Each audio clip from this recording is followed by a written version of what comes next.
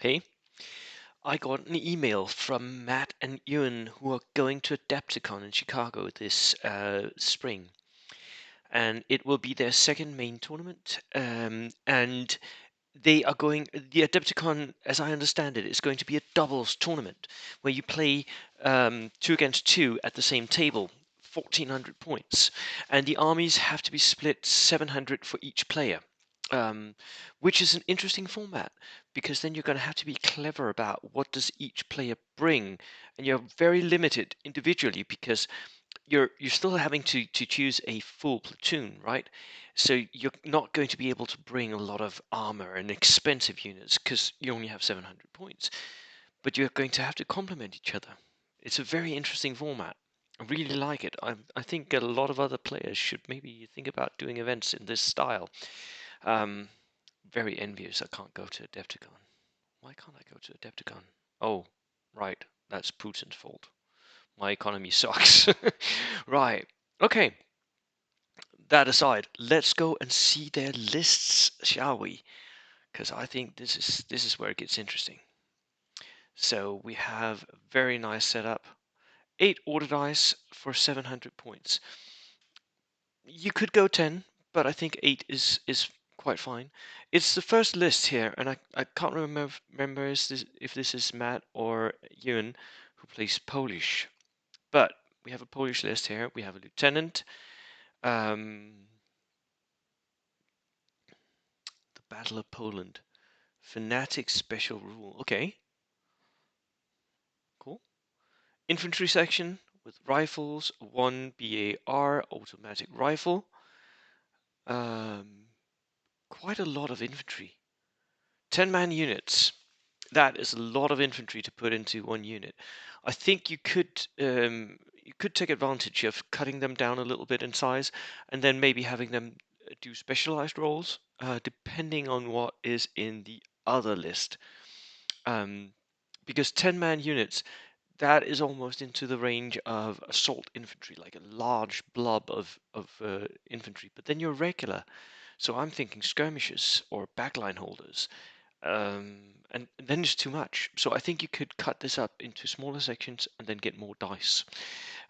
Sometimes that is helpful, having more order dice in the bag. 2 regular infantry sections, exactly the same. Yep, okay. Then 10th Motorized Cavalry Brigade, which is veterans, and they have 6 rifles, 1 BAR. This is a classic skirmish unit here. It can push up into the center table, as can the rest, but that is because they're that big.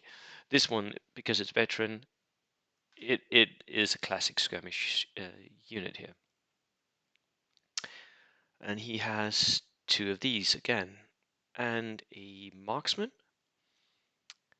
and a TKS tankette. The TKS tankette is really cool.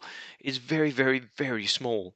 Has a light automatic cannon, um, which I know I have a friend who plays Polish, and he bitches about these automatic cannons non-stop because the barrel of the cannon is really long, um, and it's not a his at least is not it's not steel, so it's softer metal. So he continuously bends it, which sucks.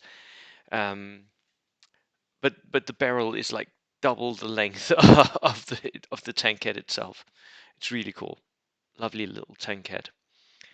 Um, then 70 PK, which is it's a light tank. It's 8 plus tank. Has a double turret mounted machine gun. Okay, that's nothing special. For 80 points, oh, it's okay. Um, and that is basically it. You know what? I will give you one advice. Buy yourself some cavalry. Just 1 unit of lancers, Polish lancers. Um, Cut down your infantry. These BAR units, they can be easily cut down to 6 men, and then you keep them close to your own deployment zone. They will be your backline support. They will cover the center table with pinning fire and will be your backline support. Then cut down to 5-man motorized, uh, no, 6-man motorized brigades. That will free up a few more points and make your marksman regular instead. Just saving the points here. Because that will give you a few points. Maybe you're going to have to sacrifice one of your backline holders, but that's perfectly fine. You just need one backline holder. That will give you points for a cavalry unit. I think if you're going to play Polish, you're going to take the possibly the best unit of the game, with the exception of Gurkhas. It's definitely up there as the best assault units. That is the Polish Lancers. And I see no reason to play Polish unless you're bringing Polish Lancers. The special rules for the Poles are not that interesting.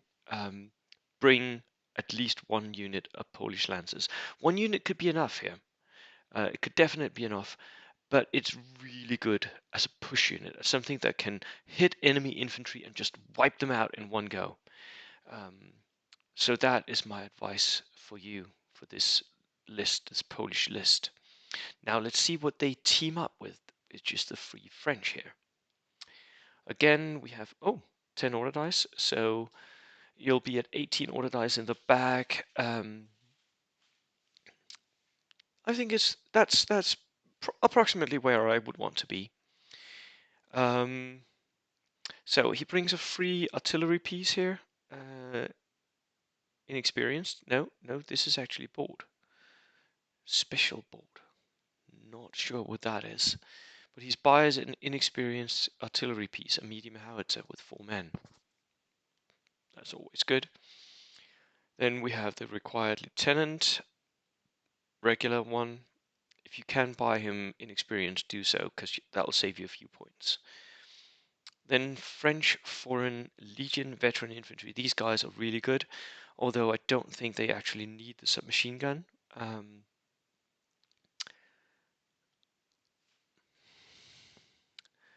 Submachine guns are not worth it, points for value, and if you save those points, you can put in riflemen and then push them up, because these guys are they're going to be pushing up into the center of the table. They're going to be most of the time fighting a little behind the center line of the table. That is where they're going to be. The rifles are going to be enough for them, so you don't need the submachine gun. It's just too expensive for what it does. If you can give them a submachine gun instead, that might work out. 7-man units, yes, you can go as low as 6, again saving a few points for extra punch power somewhere else. Again, I would cut the light machine gun from this unit. Here, yeah, this is a 5-man unit. I would maybe even do a 6-man unit with this one, because they're stubborn. They really want to push up. They really want to go up and dare the enemy to use their flamethrowers at them or something, because they're really difficult to get rid of. A sniper team, that is always good. That means you have 2 snipers in your list with the Polish marksman. Lovely, lovely. But you have way too much skirmish infantry, by the way. The French Foreign Legion, that is good skirmish infantry. I think the Poles should cut down and do some assault infantry instead. Then another piece of medium artillery, another medium howitzer, inexperienced, lovely. That is double light howitzer. That's gonna hurt. The enemy is going to be shot at quite a lot. Then we have a Laffy. The Laffies are really cool because they're soft-skinned, and they have an open platform-mounted rear-facing medium anti-tank gun. The medium anti-tank gun on something soft-skinned, it's a really good anti-tank hunter. It's very vulnerable, horribly vulnerable, but it does hit very hard. So it's sort of a glass cannon here. And then the Barry the Barry-let. The Barry-let is really, really good but I think you should equip them with light machine guns. So use the points that you had with your infantry light machine guns on these, because they are close-topped, they are armored, which means that infantry inside them will not get pinned by small arms fire. These are extremely valuable. They are sort of miniature tanks, but only if they have a weapon system. So give them the light machine gun. And then if you have the points left over, once you've cut down on what I've told you already, make them regular so that they shoot better. That is where the Barry is useful. If you're just using it as an armored carrier, then it's way too expensive for 52 points for 7 seats. Way too expensive. Give them that light machine gun. That would be my advice. Matt, Ewan, good luck at Adepticon. I wish I was going. Cheers.